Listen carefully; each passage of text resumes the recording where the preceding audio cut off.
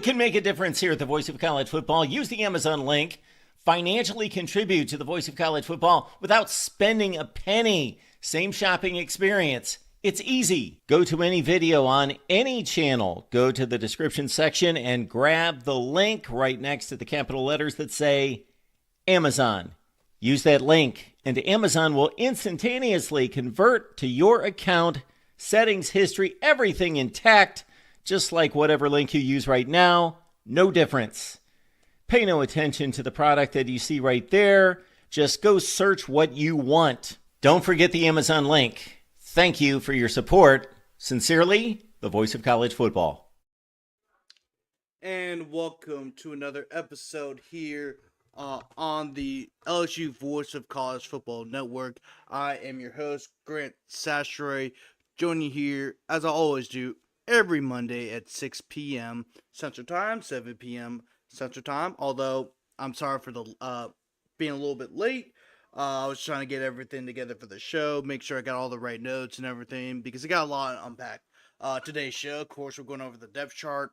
We're also going to be kind of going over some of the issues that LSU has when they are away from Tiger Stadium. And then also, we'll have a fun little segment at the end where we discuss the rushmores for the running backs and wide receivers in LSU history. So that should be a whole lot of fun. Of course, news broke earlier today that Peyton Todd, who was one of the punters for LSU last season, but LSU's two punters last season, Blake Oschendorf and, of course, as I just mentioned, Parker Todd. And, it's one of those things where it was kind of expected, right? LSU brought in another punter. They brought in Grant Chadwick, who was an all-conference performer in Middle Tennessee State, right? And that was expected. One of the biggest issues with LSU last year was the punting game. You never really had that in Brian Kelly's first 2 years because you had an experienced punter that Brian Kelly brought in from Notre Dame. So really wasn't that surprising that he decided to transfer. He decided to transfer back closer to home to Monroe, which is where he's from, and good luck to him, man. Like Parker Todd transferring to ULM, where he'll probably be the starter, but that lets you know where LSU stands. In their punting situation, Grant Chadwick will be the starter. And I think that's pretty set in stone. We'll also go over, where I think guys will be for special teams later in the show, in the next segment. But that's kind of the breaking news that has happened today. But anyway, now let's really get into it. And what I mentioned is LSU struggles away from Tiger Stadium, and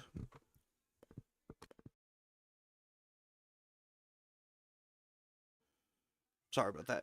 It doesn't really have to be on the road, right? It could also be neutral site games, right?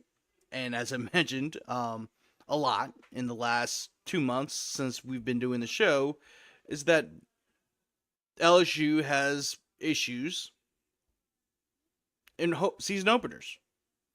They do, right? They've lost, 5 straight season openers, going back to 2020, where LSU lost against Mississippi State, where they allowed a SEC record, 634 yards against Mississippi State in 2020.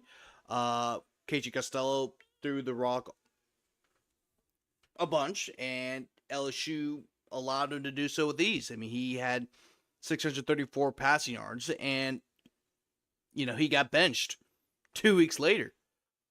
And that's just tells you a whole lot about just LSU's bad luck in season openers. And the next year, they lose to UCLA on the road. I get that the hurricane happened. I get Hurricane Ida happened, and maybe they were distracted and all that kind of stuff. But they still lost by 2 touchdowns against the UCLA team that that should have been a competitive game, and UCLA was the better team from the beginning to end.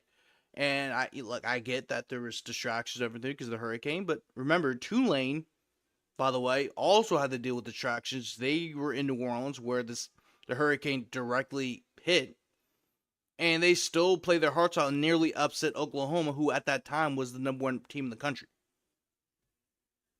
The following year, Brian Kelly's first year, and the UCLA game was really just it wasn't the beginning of the end for O, but you could kind of tell after that game, like O was not going to be was not going to be the head coach at the end of the year. You just had a feeling that wasn't going to happen.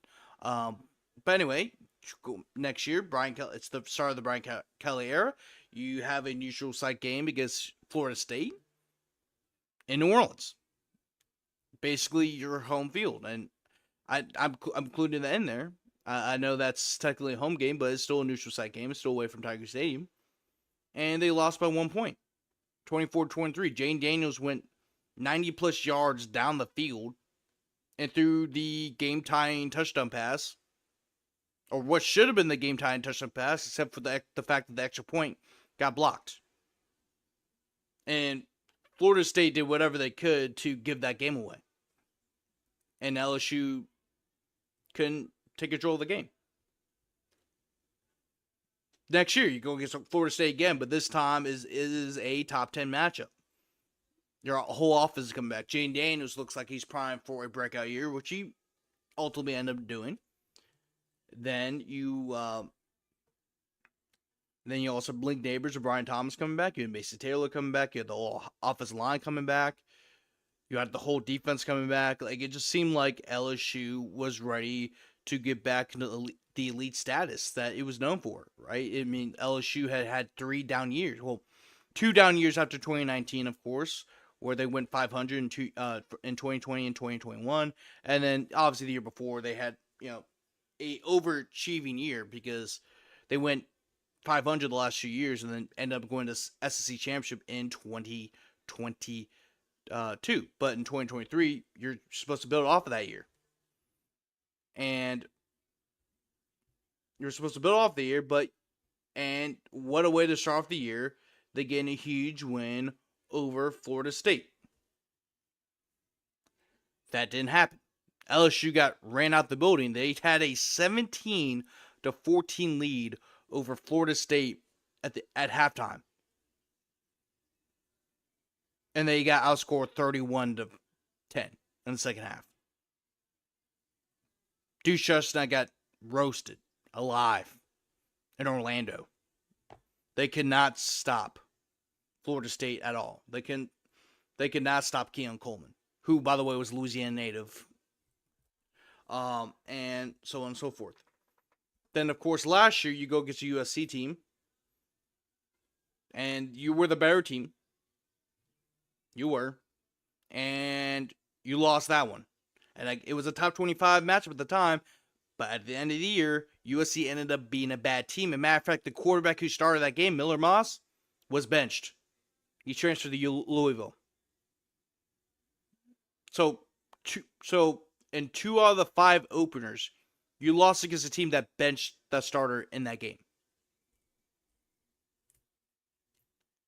And why I'm bringing this up is because Clemson is the season opener. I know we keep harping on Clemson, and I get it, and I think people are tired of hearing about Clemson, but it is the first game of the year, so we're gonna keep talking about it. And it's also a top 10 matchup, and it could be. It is a very consequential game. It is the most consequential game. It's the most consequential non-conference game. I could say since 2023 against Florida State, but really, you might have to go back into since 2019 Texas. I think that was even more so than Florida State last year, just because.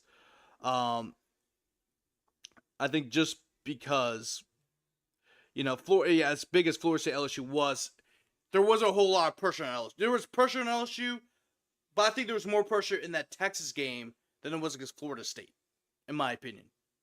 And they're both very similar, but I think 2019 was the year where you felt like everything was on the line. just because you had this great team together. You knew they were going to be great, but you needed to prove it against a big-time team, against Texas on the road. I guess they're very similar. I guess you could say that. So, I mean, you could say 2023, you could say 2019, doesn't matter. It is a very consequential game, but really what this leads into, and I'm sorry for this long kind of intro to what I'm supposed to talk about, is really just LSU's issues on the road, and not only just on the road, but in neutral site games. Since Brian Kelly has taken over LSU, right? Brian Kelly is 29-11. He's had a, I mean, that's not bad. It's not like, obviously I think LSU fans want higher expectations out of this team because you've won 3 national championships since the turn of the century. There's only one other team has won more, and that's Alabama. And there's only one team that is tied with you, which is Ohio State. So, yeah. But you want to be better. You want to be better than 10-3 or 9-3 or 10-4, you name it. And of those 40 games he has coached, he is 19-2 at home. The only 2 losses he had at home were against Tennessee and Alabama, which are both blowouts. We'll get to that in a second. But on the road, they are 10-9. Well, on the road or in neutral site games in the regular season, they are 10-9. They're 10-9. And against top 25 teams, he's 3-2 at Tiger Stadium, which isn't bad. You have a winning record at Tiger Stadium. But he is 1-6 away from Tiger Stadium. 1-6. So in 7 games against top 25 opponents, you are 1-6. The only one you had won was against Missouri back in 2023. And by the way, they were down 20-7 at halftime.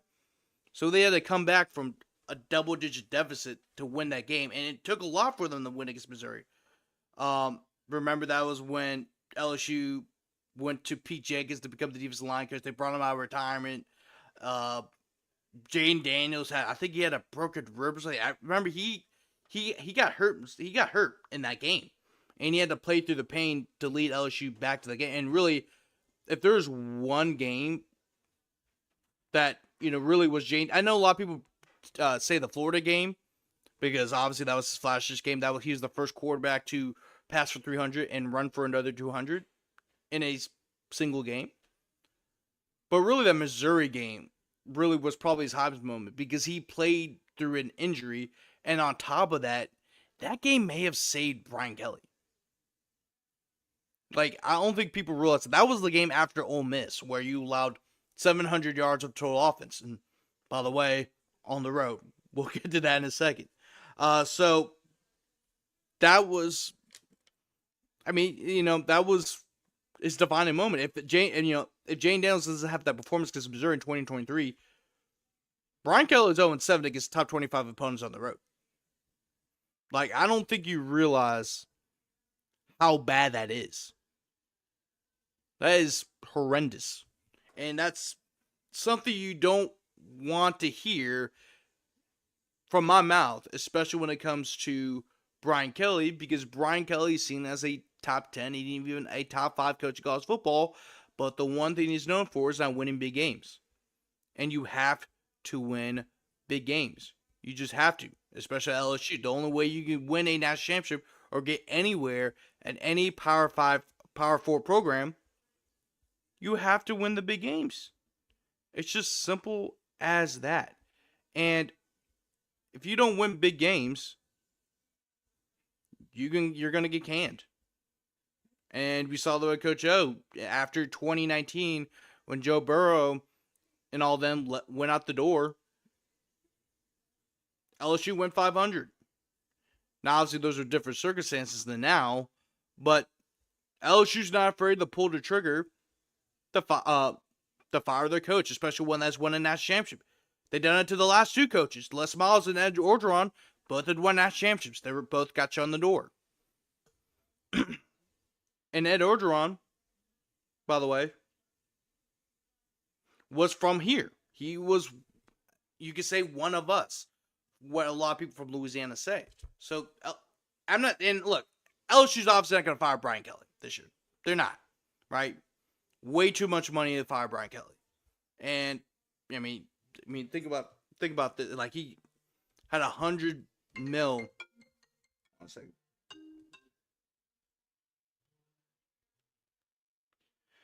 But yeah, sorry about that.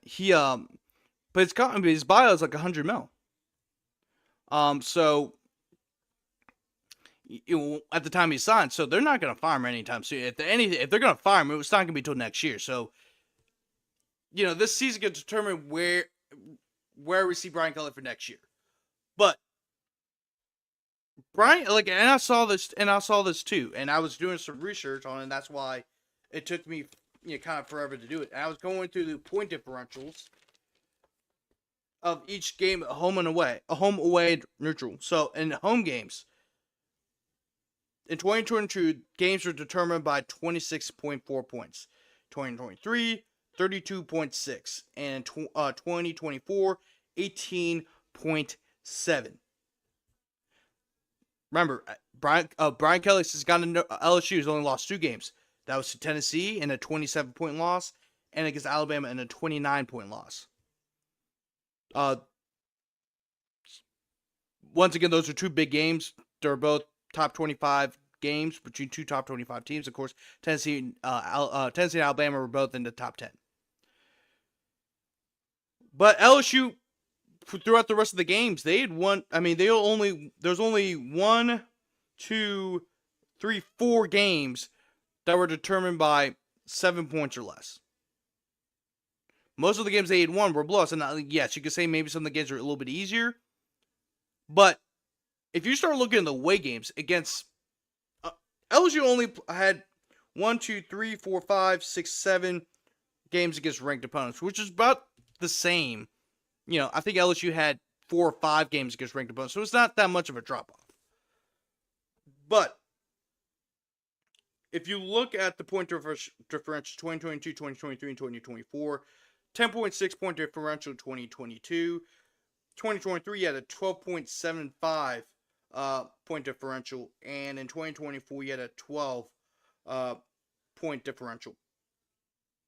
And in 2022, the 2 games I mentioned that were ranked games were neutral site games. The 1 point was, of course, the Florida State game in 2022, where LSU lost on a blocked extra point. And then, of course, they lost by 20 against Georgia, who, by the way, was the best team in the country. They ended up winning that championship. Arguably one of the greatest teams of all time. I'm not saying they're a top 10, top 15, but if you look at their resume, they're a top 15 team all time. I mean, that's what they were. But the games they struggled, look. You only won by 4 points against a bad Auburn team. They went 5-7 years. That's the year where they fired Brian Hartz in the middle of the year. They had only won by 10 points against a Florida team that ended up the season 10 and 6-7. Right, and Florida had a whole lot of yards against LSU, mostly coming from Anthony Richardson.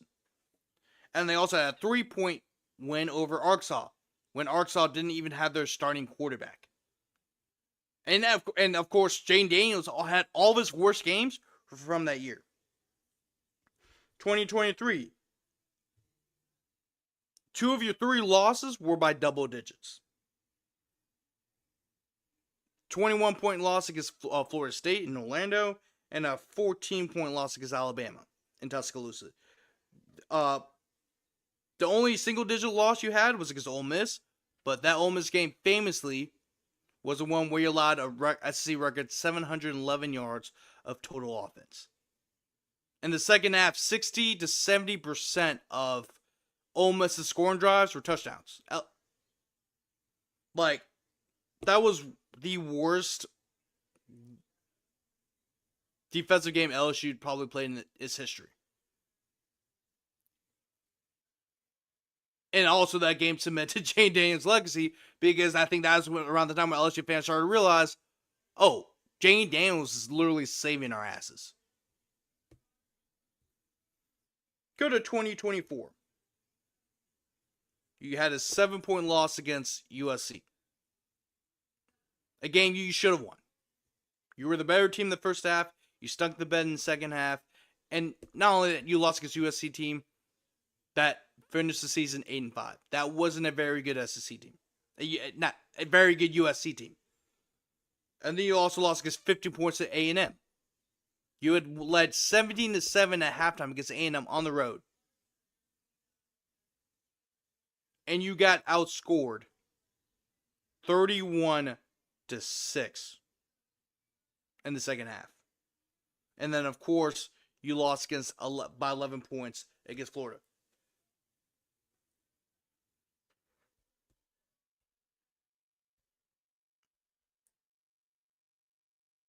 Six of the 8 games you lost either in road or neutral site games. You lost by double digits. LSU is a completely different team on the road. They just are under Brian Kelly. They just have been.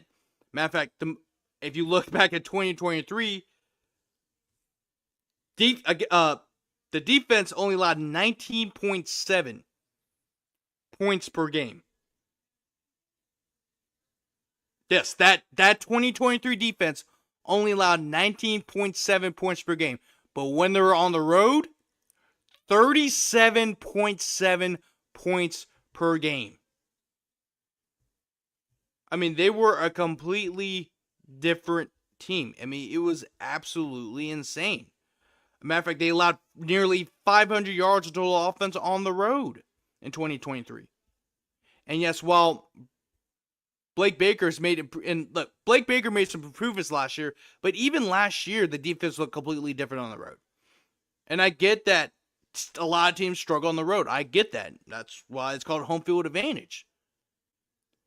But at a certain point, when you lose 6 of the 8 games you have lost away from Tiger Stadium under Brian Kelly have been double digits, it's not about, oh yeah, you're away from your home stadium, so you're going to struggle. No, it's more about you have a coach who still has not won big games in his entire career. And I like Brian Kelly. I think Brian Kelly's a great coach. He's going to be in the Hall of Fame, right? He's won at every single place he has been at. Every single one. He won multiple national championships at the Division II level of Grand Valley State. He goes to Central Michigan. Central Michigan had been poo. They weren't a very good MAC school. They were one of the worst teams in the MAC before he got there. His last year there in 2006, they won the MAC championship. Goes to Cincinnati. Had 10+ win seasons in all 3 years at Cincinnati and led Cincinnati to 2 BCS bowl games. Goes to Notre Dame. Notre Dame had not been relevant since the early to mid 1990s. By his 3rd year, he leads them to the national championship game with the undefeated regular season. And of course, we all know about how it ended. He went 45-9, I think 45-6, whatever. They had from 2017 to 2021, they had 10 wins every single year, including 2 playoff appearances.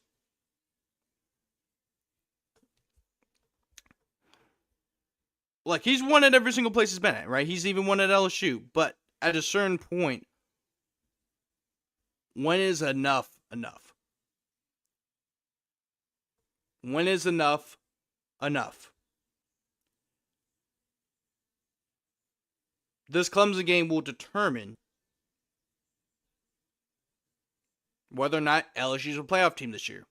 If they win this game against Clemson on the road to open up the season, then I think LSU is a playoff team. I really do. But if they lose this game against Clemson, then all the pressure's on them. Ole Miss and Alabama are on the road. There's no guarantee you're going to win one. You're going to win both. You're either going to win one, and they very well could lose both of them. Yes, South Carolina and Florida and A&M are in Tiger Stadium this upcoming season. But that doesn't mean they're going to win either of them. That doesn't mean they're going to win all three of them. The SEC is a very tough conference. We just saw Alabama lose against Vanderbilt last year. We've seen A&M lose against a very bad Auburn team. We've also seen LSU and Ole Miss in back-to-back weeks, both top 25 teams, lose against Florida on the road by double digits, and that Florida team was fighting for bowl eligibility. The SEC is a tough conference. It just is. It's now a dog-eat-dog conference. And if you don't win that game against Clemson, it's going to be rough sledding for the rest of the season. LSU will not only not make the playoff, but there's a good chance that they could finish the season 8-4 again. Because the SEC is always tough. You just don't know what's going to happen in the SEC where everyone hates each other. They all want to beat each other up. I'm not saying LSU's an 8-4 team or a 7-5 team. I'm not saying that. I'm just saying is, if they lose this game to Clemson, the pressure's on them. And it will keep adding up. It just is. If you win that game against Clemson, it will get a little bit easier, right? And the pressure wouldn't be on. The pressure's always on. The pressure's always on for LSU. But if you lose that game against Clemson, the pressure should make diamonds.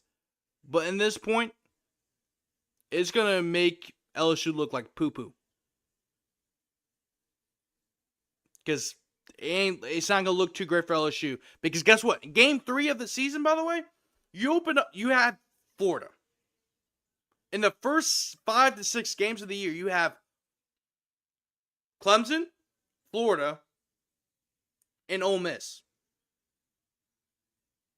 And then, of course, you got South Carolina, and then you got Alabama, you got A&M, like Oklahoma. You also have Oklahoma on the road, right? I know Oklahoma didn't have a great season last year, but playing in Norman's a very tough place to play. It just is. Matter of fact, speaking of how hard it is to win the SEC, we also saw Alabama get ran out the stadium against an Oklahoma team that also was fighting for bowl eligibility. If they don't win that game against Alabama, they're not going to make a bowl game that year. That wasn't a very good Oklahoma team. Now, I think they should be better. They got a new offensive coordinator coming in. John Mateer was a solid quarterback at Washington State. Way better than Jackson Arnold. But the ultimate point is, nothing's guaranteed. If LSU wants to be a playoff team, they want to be among the lead, they want to win a national championship, under Brian Kelly, you have to win away from Tiger Stadium. I think it's awesome that LSU's 19-2 under Brian Kelly. I think that's great. Although those 2 losses were by double digits, 20-plus point losses, 19-2 is a hell of a record. However, the fact that you're 10-9 in regular season games away from Tiger Stadium, whether that's a neutral site game on the road, that is very concerning.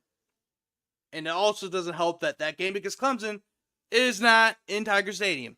It's in the other Death Valley in Clemson, South Carolina.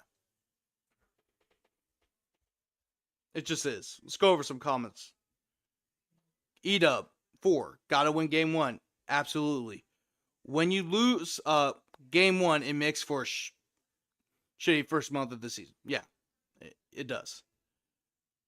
That's not going to lose either.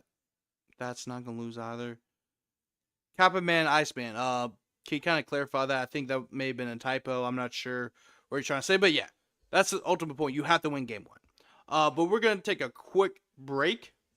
Real quick, I'm going to go play this promo.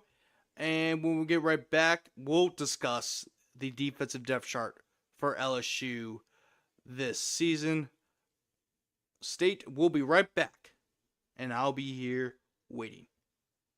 Hey y'all, this is Grant Sashroy of LSU at the Voice of College Football Network. I'm here today to announce that the Voice of College Football Network now has its official website. It's been uploaded so you can look at all the latest news and content from the Voice of College Football Network. You can also look at different forums, channels, shows, and it has to show all the show schedules right here and the host. Make sure to check out the voice of college football's new website at vocfb.com. Once again, vocfb.com.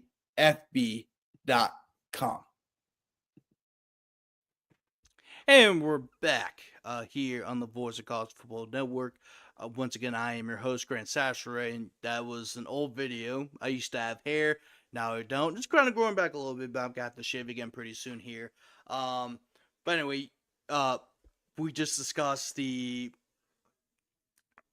LSU's issues on the road in a neutral, well, really just away from Tiger Stadium just now, in case you're just tuning in.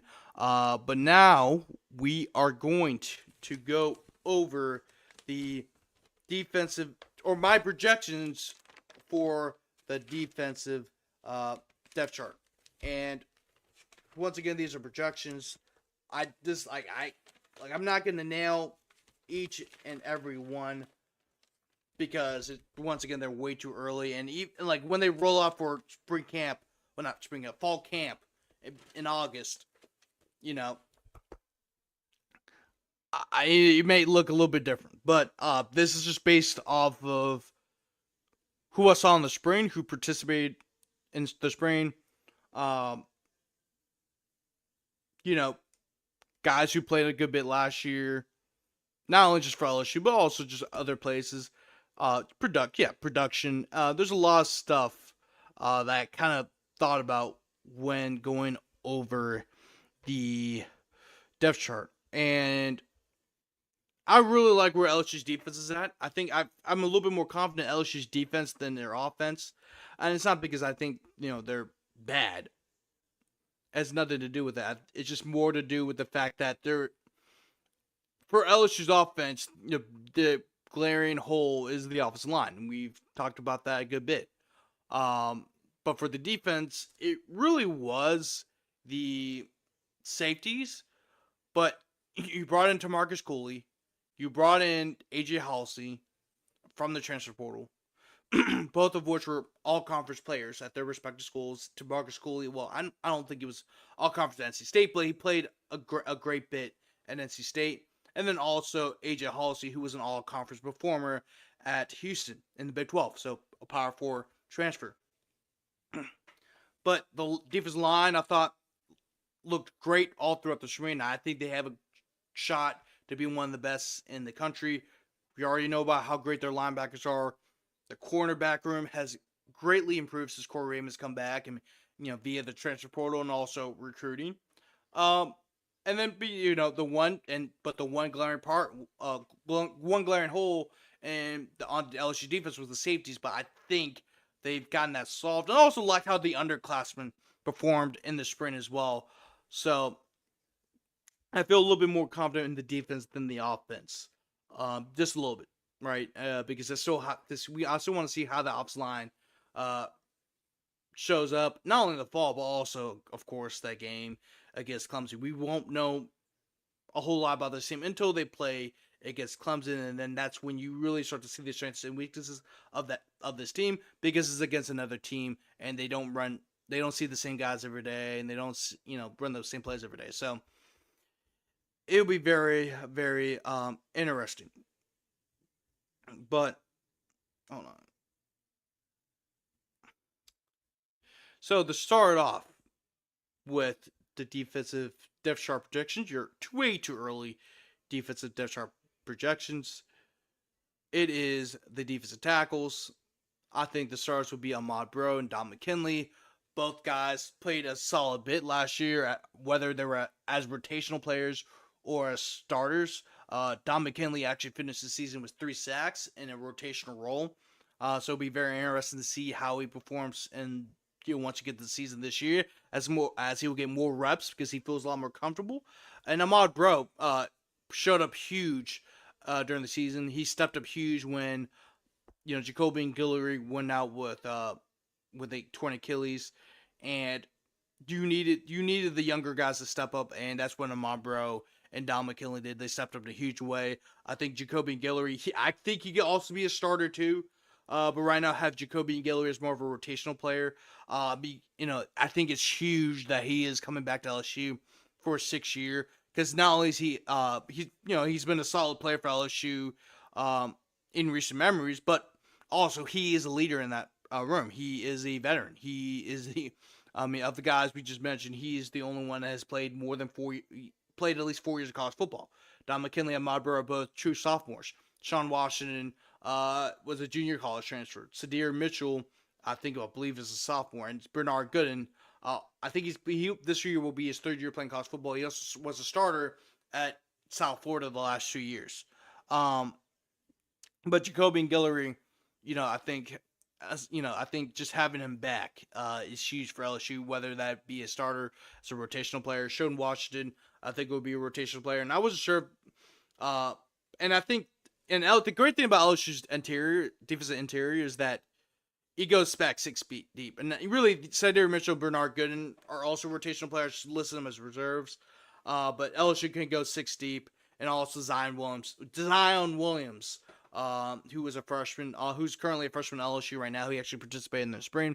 He also got some rust in the interior. So LSU's interior defensive line goes back 6 deep, and that's something you need. Because last year, one of the biggest issues for LSU's interior is that it really, I won't say it didn't have the depth. It didn't have the depth of the experienced players. You had to rely on Ahmad Burr and Don McKinley to step up. So it's huge that they did step up. And I think not only they're deeper, they're more experienced and also more talented, which is saying a lot. The next position group projections I have are for the defensive ends. And of course, I think, and really, you could say, any of these guys could be starters. Let me get to the comments real quick. There you go. I think McKinley is going to make a big jump to be an impact interior lineman. Yes, I completely agree with that. 100%. Because he's the big boy. He's 6'5", 300, right? You can't teach size. You just can't. You just can't. But defensive ends, I think the starters would be Jack Pyburn and Patrick Payton. Both guys had great springs. Patrick Payton was a huge contributor on Florida State's team the last 3 years. He was a very solid player coming off the edge. And, in the stats show that, right? Jack Pyburn was more of a rotation player for Florida, but his impact was felt. Actually, in that game against LSU cannot stop him. They just couldn't. And the fact that you brought in a guy who's kind of a workhorse, blue collar type of guy into your room, it's huge, right? For Patrick Payne, he had 16 sacks the last 3 seasons for Florida State. He had 5 sacks in 2022 as a freshman, 7 sacks in 2023, and then also 4 sacks last season. He was a huge player. And maybe you wish his numbers were much better last year after Braden Fisk and the dude from Alabama. I forgot the guy's name. It's not coming to me. But, after those guys left, you thought he was going to make a big jump, but he didn't. But although I'll say this, he did have double-digit tackles for loss the last 2 seasons. 2023, he had 44 tackles, 15 tackles for loss, and 7 sacks. He also had 2 forced fumbles. And last year, even though he only had 4 sacks, he did have 11 tackles for loss in that disaster of a season for Florida State. Jack Pyburn, he also had a pretty big year as well for Florida, although maybe not as heralded as Payton's. As a rotational player, he had 40 tackles, 60 tackles, 4 tackles for a loss, a sack, an interception, and a forced fumble. As kind of an outside linebacker type, now he'd be more of a defensive end at LSU, and I think he'll have a big year just based off the sprint he had. He was fantastic all throughout the sprint. He had great the second he stepped onto LSU's campus, he had instant chemistry with his teammates, and that's huge for LSU, because you need, especially when you got guys coming in from the transfer portal, you need to have chemistry. Jamari Butler, Gabriel for Kalaj Cobbs, Damian Shanklin, I think will all be rotational players, and either of them can start, right? Jamari Butler, is very familiar with Brian Kelly. He played for Brian Kelly at Notre Dame. He comes over from Nebraska, where he spent the last year, so there's familiarity there with Brian Kelly. Gabe Relaford had a great freshman campaign as a rotational player. He also had a great spring, so he'll have a lot more impact this season. Kalash Cobbins, he really was more of a reserve last year, but he played a lot of special teams his freshman year. He looked great last fall as a freshman. He looked great in the spring camp, and I expect he'll get a lot more playing time as well. And Damon Shankler will be a true freshman. He did get some rest with the second team during the spring, so this is a very, very deep defensive end room, and really any of these guys could start. But if I had to pick two, it would be Jack Pyburn and Patrick Payton. The next business group, of course, we gotta talk about the linebackers, right? LSU likes to run a kind of a 3-4 front, although they do run a lot 4-2-5 stuff. And I think the two stars would be Whit Weeks and Von Keys. Whit Weeks had an All-American caliber season last year when Harold Perkins went out with an ACL tear in his knee. He's out for the rest of the year. Whit Weeks really stepped up in a huge way and really looked like he was the best linebacker in the one of the best linebackers in the country, let alone the SEC. And I think he had a great sophomore campaign last year for LSU. I mean, he was phenomenal.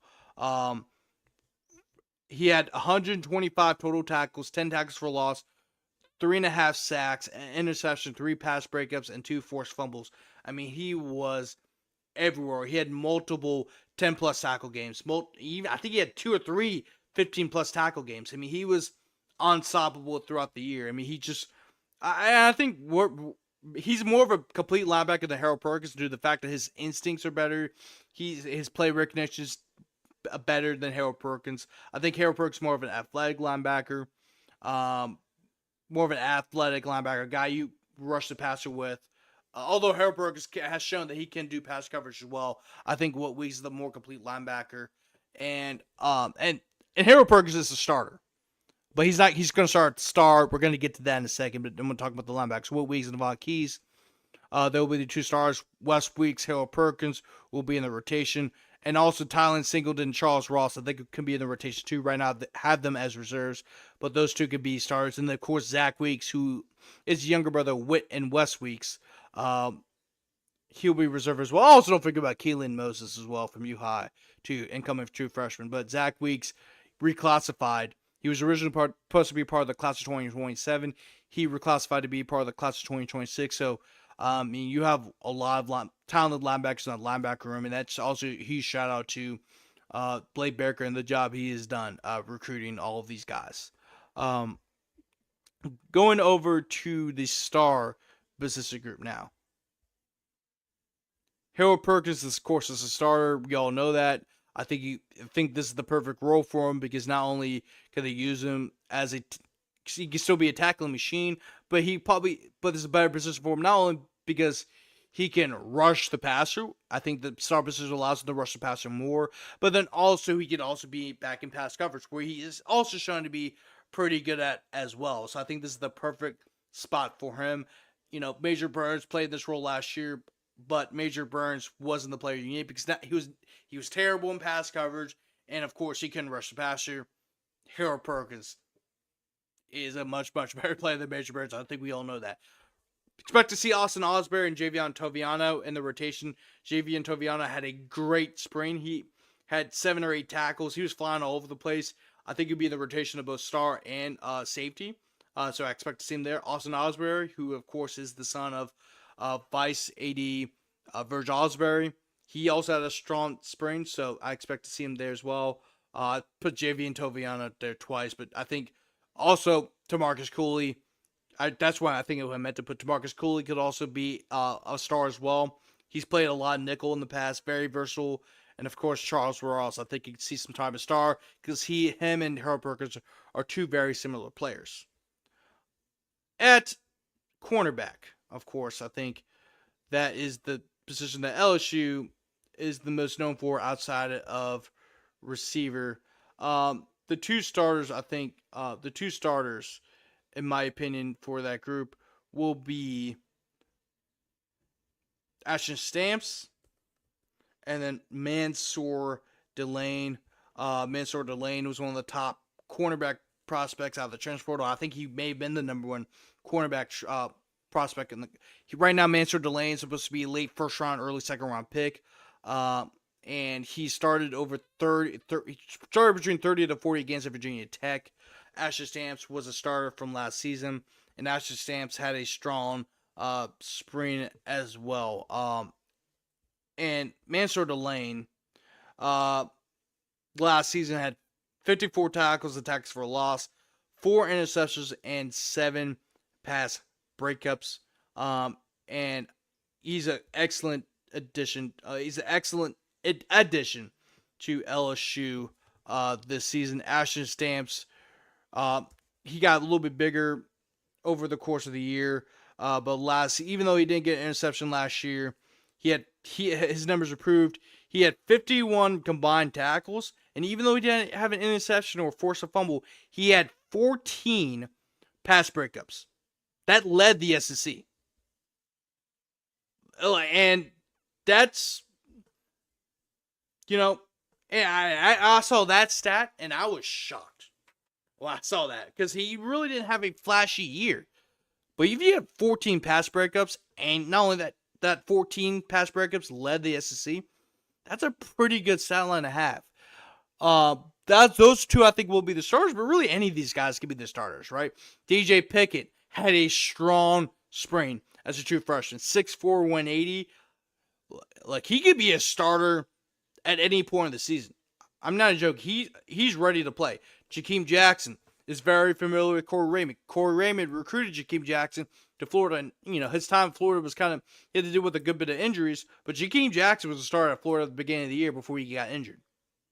PJ Woodland could be a starter as well. He had a solid freshman campaign last season, and Michael Turner had a strong spring. I think he had an interception or two during the spring, New Orleans native. So we'll have a lot of guys in the cornerback room, and I'm really excited to see this group when this season starts. And of course, second to last, you have to talk about the safeties. I think this is the most improved group because you were able to get some transfer portal additions. AJ Hollis and Tamarcus Cooley getting them out of the transfer portal was huge. You got 2 power 4 safeties, solid power 4 safeties. AJ Hollis was an all-conference player in Houston. Tamarcus Cooley was a solid player at NC State. Javian Toviano is coming off a strong spring, and he's back at his more natural position of safety. Deshaun Spears improved a whole lot. And also, you can't forget about Jardine Gilbert. Jardine Gilbert has played a lot of ball in the SEC, and one of the biggest reasons why he struggled last season was because he was dealing with some injuries. But he has started over between 20 to 30 games in the SEC. He transferred over from A&M. Joel Rogers also had a strong spring as well. And that a lot of credit has to go to Jake Olson, the safeties coach, for the development of the underclassmen. And also, as I mentioned, Austin Osbury. Austin Osbury can also play both safety and the star positions, kind of similar to Javian Toviano as well. So, and last but not least, we have to talk about the special teams. Special teams, Damian Ramos returns. Grant Chadwick, the transfer from Middle Tennessee State, he will be the starting punter. Of course, we already know Parker Todd left to become the punter at ULM. Is it Parker Todd? No, hold on. I feel like I messed up his name. And I've been saying it wrong the whole entire time.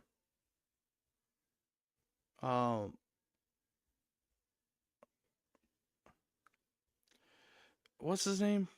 Peyton Todd. So, P, but different. Peyton Todd transferred to ULM, so that leaves Grant Chadwick to become the starting punter at LSU.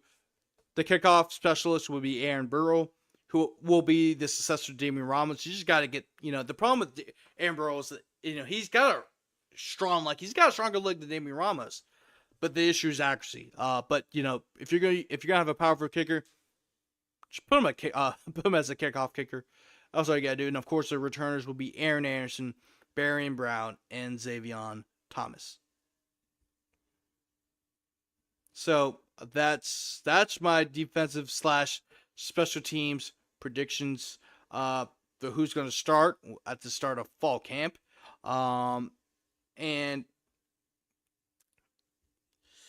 that's my predictions. I don't know if it's going to be that way when the season starts, but that I have a good feeling that's what the starting lineups will be when it's all said and done. But we're gonna take a quick break, and we'll be right back to break down the Mount Rushmore for running backs and receivers throughout LSU history. We're gonna play quick messages, and we'll be right back after this break. You can make a difference here at the Voice of College Football. Use the Amazon link. Financially contribute to the Voice of College Football without spending a penny. Same shopping experience. It's easy. Go to any video on any channel. Go to the description section and grab the link right next to the capital letters that say Amazon. Use that link, and Amazon will instantaneously convert to your account, settings, history, everything intact, just like whatever link you use right now. No difference. Pay no attention to the product that you see right there. Just go search what you want. Don't forget the Amazon link. Thank you for your support. Sincerely, the Voice of College Football. All right, now for some fun time. Some absolute fun time. We've started off the show with a, I guess you could say, somber start to the show. And I'm sorry to start with this, but, I got to keep it real. And then, of course, the second part, I guess you could say it was kind of boring, more informational in my predictions. I'm sorry you have to sit through that. But now, let's get to the fun part. Let's talk about the Mount Rushmore for running backs and receivers. But first, we're going to start off with running backs. And the first name you have to mention from the top. You have to mention Kevin Faulk. Kevin Faulk is by far the most important player of the modern era. You have to. Kevin Faulk, at the time when he was getting recruited to LSU, a lot of people left the state. And I don't blame them. LSU wasn't very good, but also LSU had a tough time trying to get guys to stay in the state of Louisiana. And Kevin Faulk was really the first big-time recruit out of the state of Louisiana in the modern era to commit to LSU. And stayed with that commitment. And then it worked out. Kevin Faulk was a 3-time first-team All-SEC running back, a 2-time All-American. He is LSU's all-time leading rusher with 4,557 yards. When he left LSU, he was second behind Herschel Walker in SEC history in rushing yards, and he also finished his career with 6,833 all-purpose yards and 53 total touchdowns. That was tied for 5th in SEC history, and also first in SEC history, and of course that has since been broken by Tim Tebow. That's first. I think he is the most impactful running back in one of the most important players in modern LSU history. You have to include him just because of what he meant to LSU. And it's not even just football, but the history of athletics in LSU, because he was, to me, the first dominant. And I know that, of course, he was in the Jerry Donardo era, right? But if you look at the first 3 years he was there at LSU, they had 2 10-win seasons. that had not happened in like since the 70s. I mean, he was a very, very impactful player, and there's a lot of people in Louisiana, or LSU fans, people that covered LSU, will all say the same thing. He's arguably the most important player in LSU history because he made it cool for kids from Louisiana to come to LSU. And of course, Nick Saban came to LSU, and he was able to get a whole lot more of Kevin Falks. But Kevin Falk had to be the first domino that had to fall for LSU if it wanted to keep those guys here in the state of Louisiana. The next guy on the Mount Rushmore is none other than Leonard Fournette, number 7 himself. Leonard Fournette is by far the most talented running back to ever come to LSU since Kevin Falk. Leonard Fournette, 2-time All-SEC, a 2015 consensus All-American running back. He even started as a true freshman. He didn't become the starter at first, but as the season went on, he became the starter. Played in all 13 games with 6 starts. Had 187 carries for 1,034 yards and 10 touchdowns. He had 7 catches for 127 yards. And he also had a kickoff return for a touchdown in the Music City Bowl against Notre Dame. Who, by the way, the head coach of Notre Dame at the time was Brian Kelly. And that was his first year. He ran for 1,000 yards. But in 2015, that was his breakout year. 300 carries for 1,953 yards and 22 touchdowns. And he averaged 163 yards per game. Those were all SEC highs. I believe 163 yards per game was the most in SEC history in yards per game, if I remember correctly. He also had 19 catches for 253 yards and a touchdown. I mean, just an absolute beast. And by the way, 1,553 yards is an LSU single season rushing record. And in 2016, in a short season, he only played in 7 games due to injuries. But he had 129 carries for 843 yards and 8 touchdowns. And he also had 15 catches for 146 yards. And really, to be honest with you, if Leonard Fournette didn't have his injuries his senior season, he might have finished as LSU's all-time rushing yards holder. I mean, there's a great possibility that could happen. Just because I think he finished with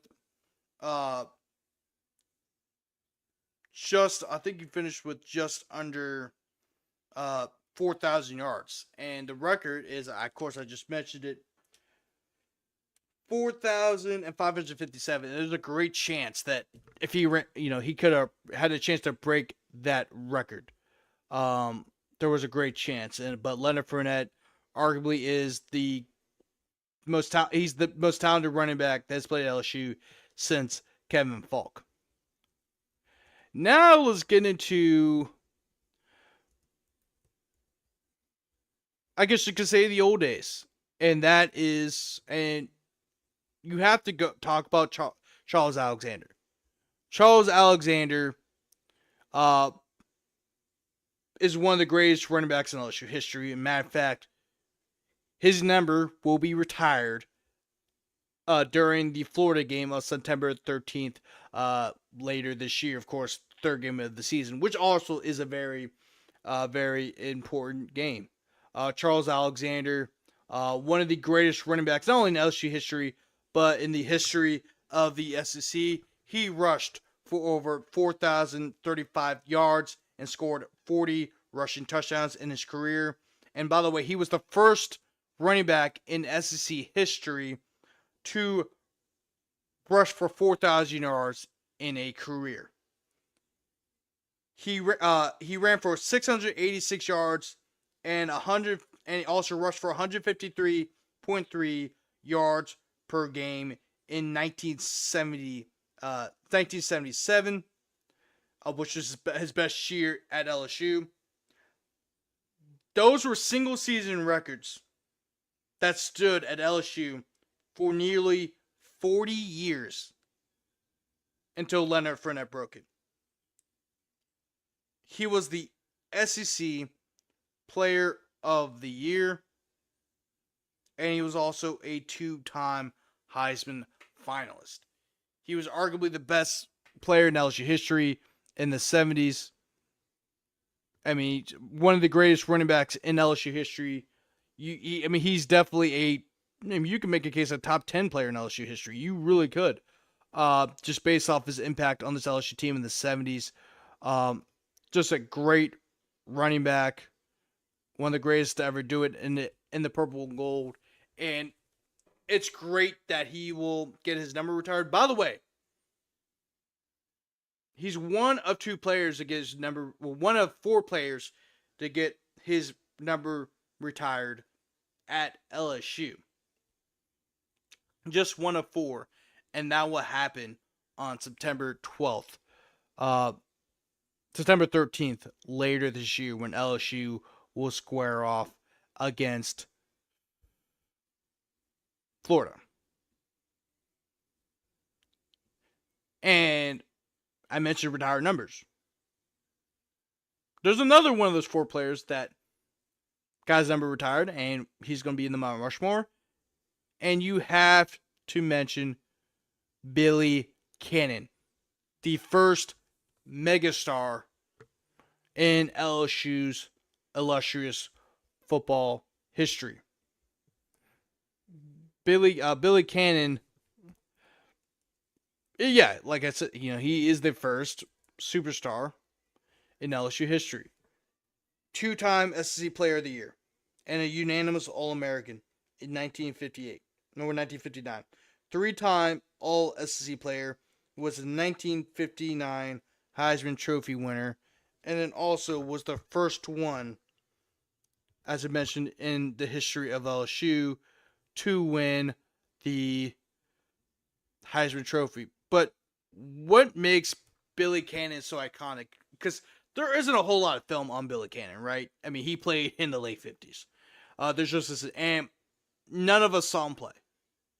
A lot of people who were watching this did not see him play in person. But what makes Billy Cannon so iconic was his punt return for a touchdown that ended up being the game-winning touchdown against Ole Miss on October 31st, Halloween night in 1959, and arguably the biggest game in LSU's season that year against Ole Miss. Billy Cannon returned the punt 89 yards for a touchdown on Halloween night. And you can make a case is the greatest punt return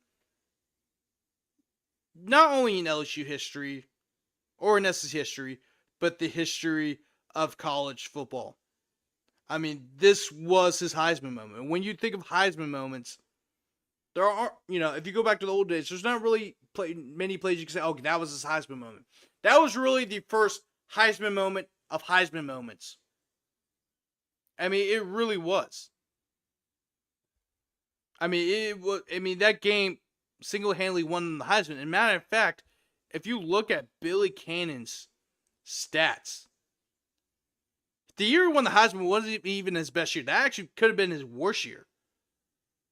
Right? He had 598 yards of rushing. The previous 2 years he had 583 in 1957, and in 1958 he had 686.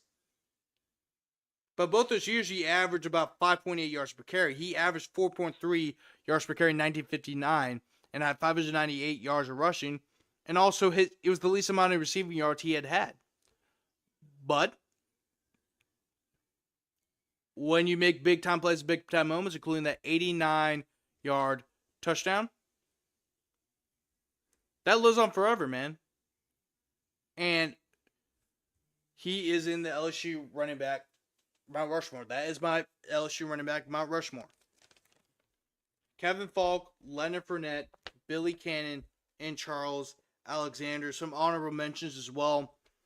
Dalton Hilliard, Of course, he was kind of on the bubble. He was right outside, but it was hard to replace him with either Charles Alexander. It was hard to replace Charles Alexander, Bill Cannon, Leonard Fournette, and Kevin Falk. Dalton Hilliard had a great career at LSU, was a multiple-time All-SEC performer, and of course had a great career in the NFL as well, mostly with the Saints. But he just missed out. But you also got to mention Jacob Hester. You have to mention Jeremy Hill, Clyde Edwards-Helaire, and unfortunately Darius Geis. And really, Darius Geis would be much higher on the list if it had not been for the off-the-field stuff. But still, just LSU has a lot of running backs throughout its history that you could make a case could be on the Mount Rushmore. Now, let's move on to the receivers. And there's a lot of receivers you can name, right? I mean, if you go through our LSU since the beginning of time, they just had All-American receivers. They just have. Of course, I'm going to go to some honorable mentions to start it off. You got Justin Jefferson. And Justin Jefferson was right outside. The only reason why Justin Jefferson missed out on the cut is because if you look at his career at LSU, not a whole lot of accolades. As a matter of fact, he was over his best season at LSU where he had over 1,500 yards of receiving 1,500 receiving yards. It was overshadowed by Jamar Chase. And Jamar Chase really took a lot of the accolades from Justin Jefferson. Although I would say Justin Jefferson may have been he probably was the better receiver in terms of talent. And you've seen that in the NFL right now. Justin Jefferson is the best receiver in the NFL. But Jamar Chase had more accolades when they played. So that's why I left out Justin Jefferson. Also, if you look at the history of receivers in LSU, Justin Jefferson's stuff did not compare to the rest. You have to mention Odell Beckham Jr., Jarvis Landry, Michael Clayton, Brandon LaFell, and Eric Martin. Also Dwayne Bowe, who, by the way, Dwayne Bowe is the all-time leader in receiving touchdowns in LSU history. A lot of great receivers throughout the history of LSU. But now it is time for the Mount Rushmore, and there are a lot of receivers you can go through, and there's a lot of receivers that can be a part of the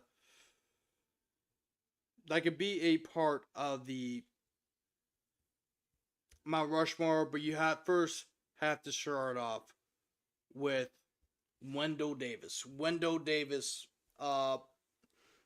was a two-time All-American at LSU. He was Tommy Hodson's favorite target in Tommy Hodson's first 2 seasons as a starting quarterback at LSU. But Wendell Davis, two-time All-American, really helped LSU get back to elite stats. Led them to the Sugar Bowl. Was a two-time first-team All-SEC performer. Was the 1987 SEC Player of the Year. And he also at a time where people did not throw the ball all that much. Remember, people were still running the wishbone, they were still running the option, you name it. But he led the SEC in receiving yards both times and led the country in receiving yards in 1986. But to go over his career stats, he finished his career at LSU as the all-time leader in receiving yards, receptions, and touchdown catches for his career. He had 183 career receptions. That stood for 36 years until Malik Neighbors broke it in 2023. He also led DSC, and he also had 2,708 yards and 19 touchdowns throughout his career. He led the SEC in receptions and receiving yards in 1986, in 1987, and his best season was in 1986. He had 80 catches for 1,244 yards and 11 touchdown catches. That led the SEC. And 1,244 yards would be a good season in today's college football. But back then, going for 1,244 yards was almost like having 1,800 receiving yards. You know, there weren't many 1,000-yard receivers back in the 80s. There really weren't many, as you see now. Now, there's a bunch, like, you know, hundreds. Like, between 80 and 100 players have 1,000 yards. Back then, there was probably about 10, 15. It just shows you how much the game has changed. But he had 1,244 yards, which led the country. That would be about maybe in the top 25 in today's college football. And then in 1987, 72 catches for 993 yards and 7 touchdowns. And a lot of people were like, how do you win SEC Player of the Year if we only had 993 yards? Different time, man. Different time. Nobody threw the ball like they do today. 993 yards was a great season. That was almost like having a 1,300-yard season back, you know, in today's world. So he was SEC Player of the Year, 72 catches for 993 yards and 7 touchdowns. You have to mention him because, I mean, he was the SEC Player of the Year. The only other player that had gotten that offer was another person who's on this Mount Rushmore, and that is Josh Reed. Josh Reed had one of the best seasons in college football history in terms of receiver. And he actually started off his career as a running back.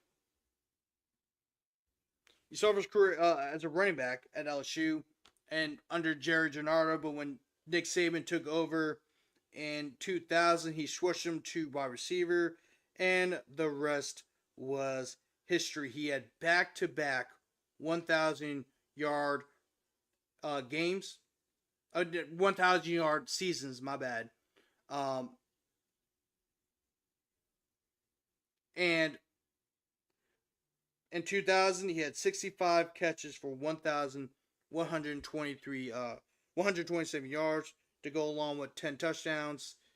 He was named to the first team all SEC. Not bad for a guy. He started off his career as a receiver. But the next year was really his breakout season. I mean, of course, he had a 1,000-yard season in 2000, but his breakout year was in 2001. 94 catches for 1,740 yards and 7 touchdowns. He led the country in receiving yards and the SEC in receptions. He averaged 145 yards per game, which is still an SEC record. And he's also the first player in LSU history to win the Biletnikoff Award, which goes to the best receiver in college football. The only other person that has won that award is Jamar Chase, who, by the way, we'll talk about in a second. He also had a 293-yard game against Alabama, which is still an SEC record, and he was a consensus All-American in 2001. But also, he was arguably the best offensive player for LSU's first SEC championship team in 15 to 20 years. And really was really also kicked open the door for LSU to become an elite program in college football. And in this game right here, in the Sugar Bowl, to cap it all off, he had 14 receptions for 239 yards and 2 touchdowns. By the way, I think the 14 receptions, 239 yards are the most in Sugar Bowl history, if I remember that correctly. It might be. So I'm probably gonna double check that too. Um, but Josh Reed, I mean, one of the greatest to ever do it in the LSU uniform. You have to mention him. Well, so it was a record until Jarius Wright amassed 281 yards for Arkansas in 2011 in the game against Ohio State. Uh, but